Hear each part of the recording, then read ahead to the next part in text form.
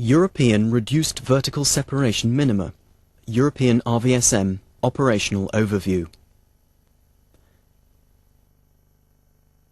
This brief overview addresses considerations which will affect crews operating in a Reduced Vertical Separation Minimum, or RVSM environment in European airspace from January 2002.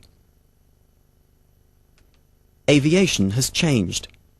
Technology has evolved along with the increasing demand for traffic capacity and speed. RVSM is the natural answer to the need for more traffic in European airspace. The European RVSM programme began in 1997 after an initial planning phase to assess its operational safety, costs and benefits. RVSM will continue to be monitored after the implementation date in order to ensure that the long-term safety objectives are being met. On the 24th of January 2002, the airspace of all ECAC states, together with that of Tunisia and Morocco, will be significantly transformed when the programme is put into operation. European RVSM allows for the application of a 1,000-foot vertical separation minimum between suitably equipped aircraft in the level band flight level 290 to flight level 410 inclusive.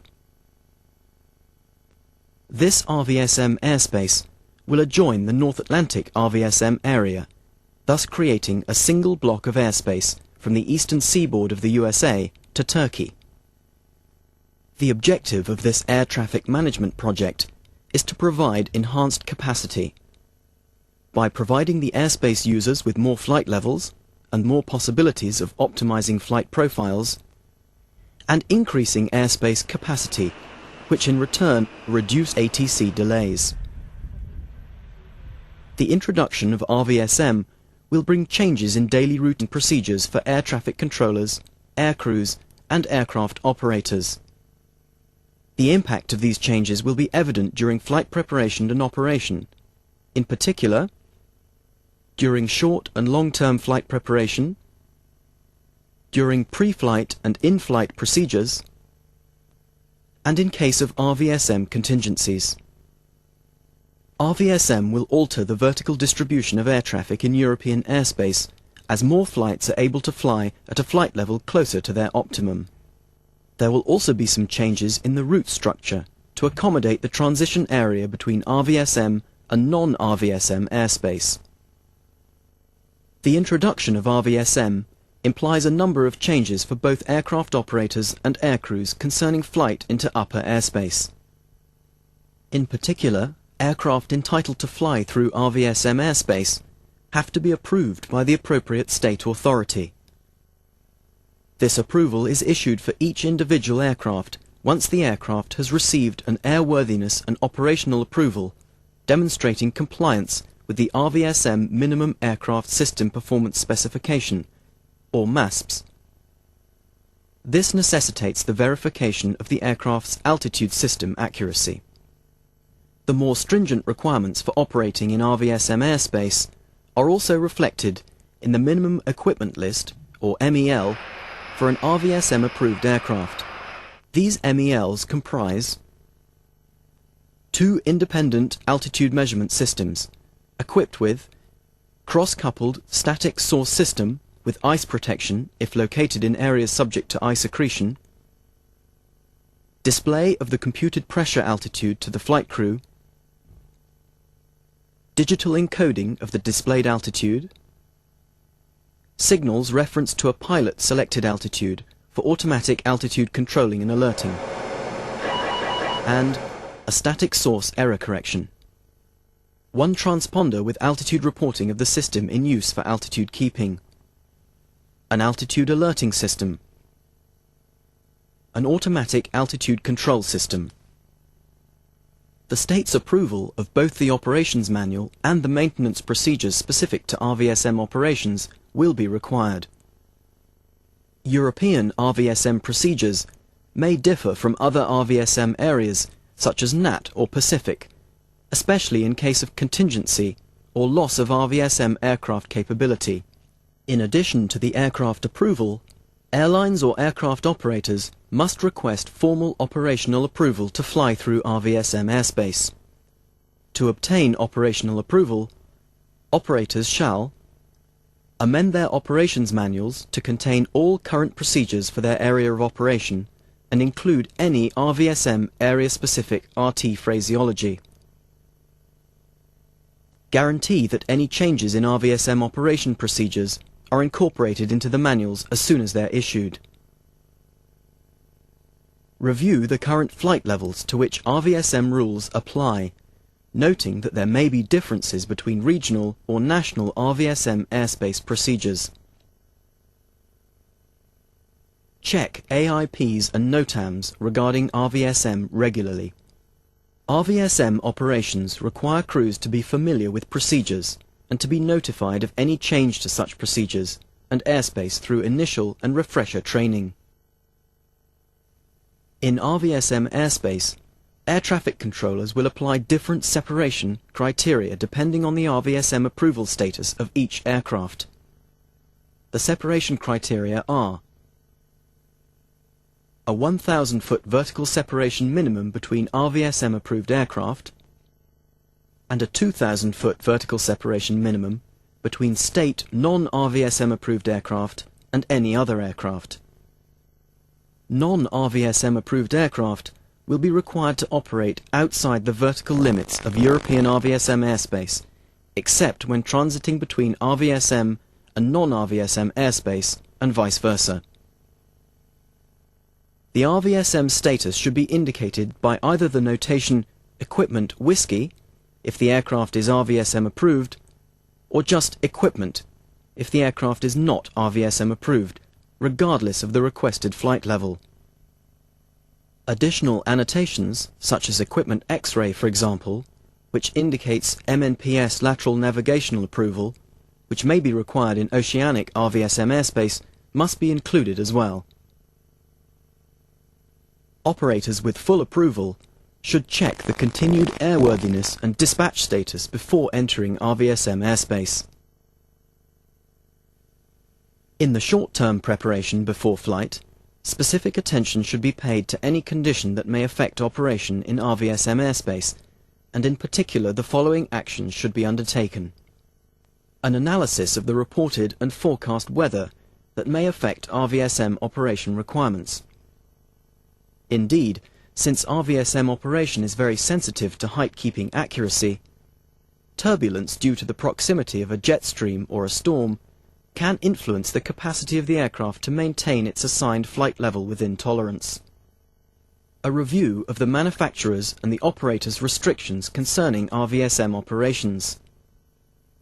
Flight envelope limitations in Mach numbers and altitude or autopilot limitations may induce some specific operational restrictions. A check of the latest NOTAMs regarding RVSM operations in the intended airspace or route. RVSM operations may be suspended temporarily, for example due to an ATC system failure. An indication that the aircraft has state approval to fly within RVSM airspace should be given by writing a whiskey in the ICAO flight plan. During pre-flight preparation, the crew shall check all the elements that may concern the aircraft's RVSM capabilities, such as an examination of the tech log looking for any entry that applies to altimetry and autopilot, the conduct of external checks in accordance with the appropriate guidance, which will include ensuring that the pitot-static ports and the surfaces on which these are mounted are undamaged and free from foreign accretion. In addition, there may be additional RVSM critical areas on the skin of the aircraft, which will also have to be checked for damage or deterioration. A check of the altimeter's accuracy on the ground by confirming that all altitude indications are within the tolerances specified for the aircraft. The altimeter's readings should agree with the altitude or the height of the apron within a plus or minus 75-foot tolerance. A check of the MEL for RVSM capability. In particular, the crew should verify that the minimum equipment standard for flight within any RVSM airspace is respected. such as 2 primary altitude measurement systems, 1 automatic altitude control system, and 1 altitude alerting device. Aircrew should check for any last-minute changes regarding RVSM status, for a route and airspace to be flown, and flight planning amendments. Flight in RVSM airspace requires additional crew procedures before entry, namely, in addition to the cross-checking of the altimeters, aircrew should ensure that the altitude alerting system is operative. And, if TCAS-ACAS is installed, leave the mode selector in the TA-RA or normal position, as this is a mandatory requirement and ensures that RA indications are provided in time. Traffic. Mandatory reporting points are established at the entry or exit into or out of European airspace.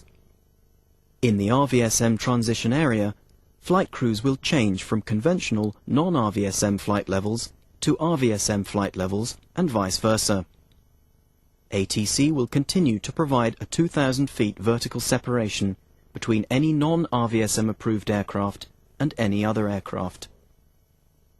Establishing a safe transition from non-RVSM to RVSM airspace may require flight level changes. Non-RVSM aircraft in RVSM transition airspace will use the phraseology negative RVSM. For example, flying westerly on a track 270 degrees from a conventional flight level 330 will result in a change of flight level, possibly by a descent to RVSM flight level 320 or a climb to RVSM flight level 340. As a consequence, fuel burn and flight envelope may be modified. Aircrew should be sure they've understood the correct flight level. When approaching the first cleared flight level, and or when changing flight level in RVSM airspace, aircrew should seek to keep vertical speed within 500 to 1,000 feet per minute. In the same way, the vertical speed should not exceed 1,500 feet per minute, and crew should ensure that the aircraft neither undershoots or overshoots the cleared flight level by more than 150 feet. The autopilot shall be used as much as possible to capture and keep the assigned flight level. For monitoring traffic at high Mach numbers above flight level 290 with a 1,000-foot vertical separation, aircrew must be extra vigilant concerning the adherence to the cleared flight level and should cross-check when possible with TCAS traffic display information. Altimeter accuracy is of the utmost importance in RVSM airspace. Therefore, primary altimeters should be regularly cross-checked, at least at hourly intervals. The 2 primary altimeters shall concur within plus or minus 200 feet, and failure to meet this condition will result in the altimetry system being reported as defective. In this case, air traffic control shall be notified that RVSM flight cannot be maintained through the standard phraseology, unable RVSM due to equipment. If a problem should result in a lack of RVSM capability, a new clearance should be sought immediately. If not possible, crews should comply with procedures specified for the airspace. According to RVSM airspace requirements, the aircrew should report to air traffic control, as soon as feasible, any event that may affect their ability to comply with RVSM or with the current clearance. For example, wake vortices, severe turbulence, loss of thrust, loss of pressurization, need to dive, and uncertainty of present position. The phraseology to be used could be unable RVSM due to turbulence. It should be noted that nuisance encounters due to wake vortices may increase in European RVSM airspace. The following equipment failures must be reported to air traffic control. Loss of thrust on one or more engines necessitating descent. Loss of one or more altimetry systems. Failure of all automatic altitude control systems. Failure of any other equipment that could affect the ability of the aircraft to maintain flight as cleared. In case of contingency, and where no direct communication between the aircraft and ATC can be established, European RVSM procedures differ from the NAT or Pacific requirements. ICAO standard procedures will be followed. In the event that a traffic advisory, or TA, is issued, a visual search for the threat aircraft should be initiated and preparation made for a response to the resolution advisory, or RA, if one should follow. In the event that an RA is issued, the required maneuver should be initiated immediately. Be aware that unlike TCAS 70, TCAS 604 is not operationally compatible with RVSM, and that TAs may occur with greater frequency. Additional RAs may also be experienced. The pilot shall communicate the ability to resume operation within European RVSM airspace after an equipment or weather-related contingency with the phrase, "Ready to resume RVSM." Any element which may affect the RVSM serviceability of the subsequent flight must be reported on the technical log and debriefed with the engineering personnel. Last but not least, any deviation from the assigned flight level greater than 300 feet must be reported to the authority via the mandatory occurrence reporting scheme.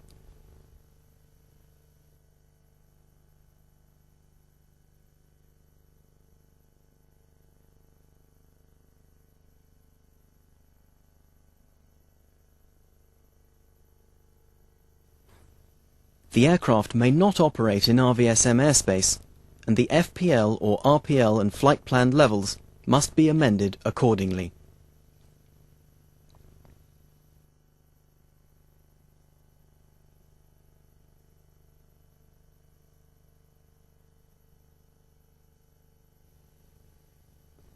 Advise ATC. They will issue a new clearance.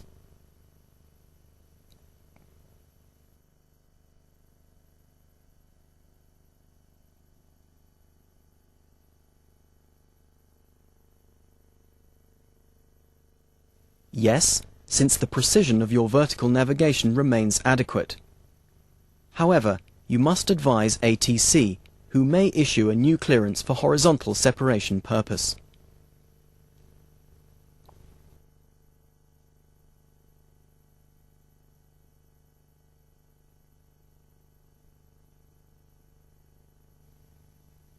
If within RVSM tolerance in altitude keeping, then the RVSM flight status remains unchanged.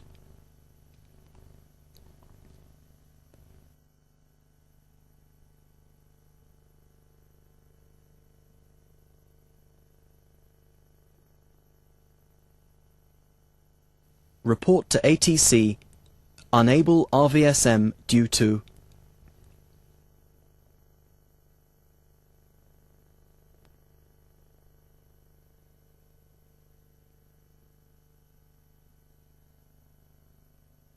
comply with current radio communication failure procedures.